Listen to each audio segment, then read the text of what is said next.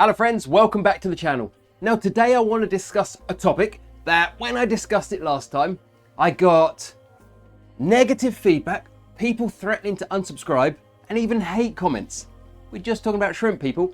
Today's video, I want to discuss with you how I go about adding my shrimp to my tanks.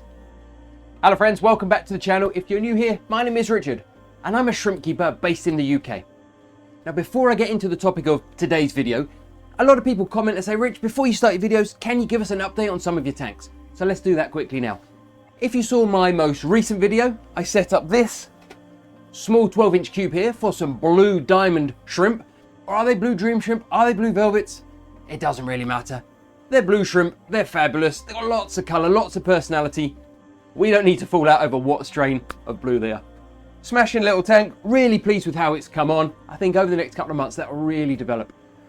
Over my right shoulder, you might notice this very slightly overgrown tank. And listen, if you're a hardcore aquascaper, I know that looks a mess. But if you were a little red cherry shrimp, you'd be absolutely bowled over to live in there. They are doing superb. I would not be surprised in the unlikely event I whipped out all of those shrimp.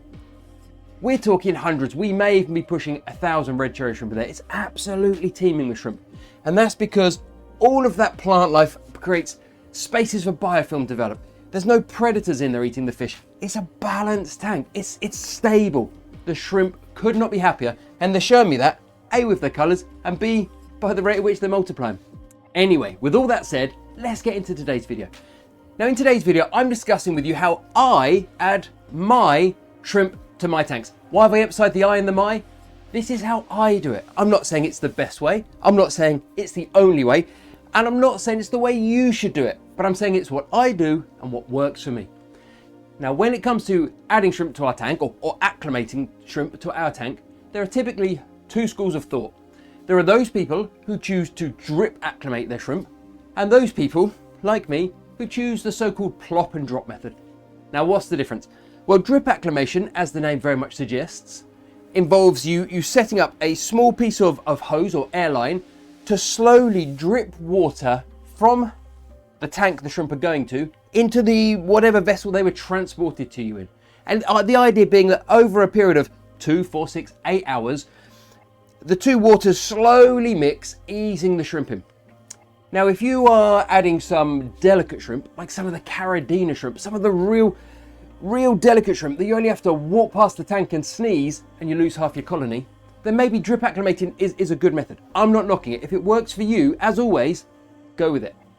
Personally, I have found over the years that when I add my Neocaridina shrimp, whether that's the blue diamonds, the black roses, the orange really shrimp up here, personally, I find I take the bag they've transported in, I snip the top off, I pour the contents through a net, put the net of shrimp in, and for me, that works absolutely fine. I do not find I end up with a large number of shrimp dying because I plop and drop my shrimp in. Now, one thing that bugs me about our hobby is there are many people out there who just want to overcomplicate it. Now, I don't know if you guys ever find yourself on forums or Facebook groups and you'll come across a post, there are hundreds of them. It looks something like this. Original poster. I added my shrimp. They all died after 3 weeks. What went wrong? Someone will reply within a minute or two and say, how long did you acclimate them for? The original post will say, I drip acclimated them for 3 hours. And like lightning, the reply will come back and say, well, you should have done it for 6 hours. Personally, in my experience of keeping thousands of shrimp, there are dozens and dozens and dozens of reasons that shrimp die.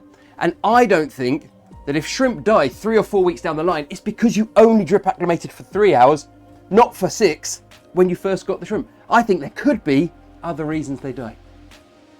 Now, of course, there's the very real chance that this video is just going to turn into me ranting. I'm not anti-drip acclimating. I'm not saying if drip acclimating works for you, you should switch. I'm simply saying, in my experience, with hardy shrimp, like the Neocaridina shrimp, like the red cherries, whatever it might be, I find just plopping them through a net and dropping them in the tank works absolutely fine. Now, if you are new to our hobby, and you're new to shrimp keeping, or you've been keeping them for a while and you just want to up your shrimp keeping game, I'm close to completing a free 5-day email course on shrimp keeping. And when you sign up to that course, for free, every day I will email you for 5 days in which I'll cover a different aspect of shrimp keeping. from housing to feeding to breeding to whatever it might be. I've got a couple of emails left to write. 1, 2, and 3 are already done. I've just got days 4 and 5 to write. If you think that might be something of interest, make sure you're subscribed to the channel, because as soon as the course is ready, I will let you guys know. As I say, that will be totally free. You just need to enter your name and email address, and then every day for 5 days, I'll send you one of those emails. And hopefully be able to up your shrimp keeping game. One thing that often worries me about our hobby is there are newcomers, there are new people coming to our hobby every single day. From what I can see, there might be hundreds of people joining us every day. And some people out there are trying to make this hobby feel incredibly complicated. Instead of welcoming those new people and telling them how simple and enjoyable our hobby is, and telling them all the easy ways and showing them that keeping shrimp is not complicated, we choose to baffle them with technical terms and expensive pieces of equipment and stuff I don't think new hobbyists need. Now, if at this stage you are still watching and you've decided I'm not a bad person just because I don't drip acclimate my shrimp, and you're wondering how I went about setting up this blue diamond tank, why not watch this video next? Thanks for watching.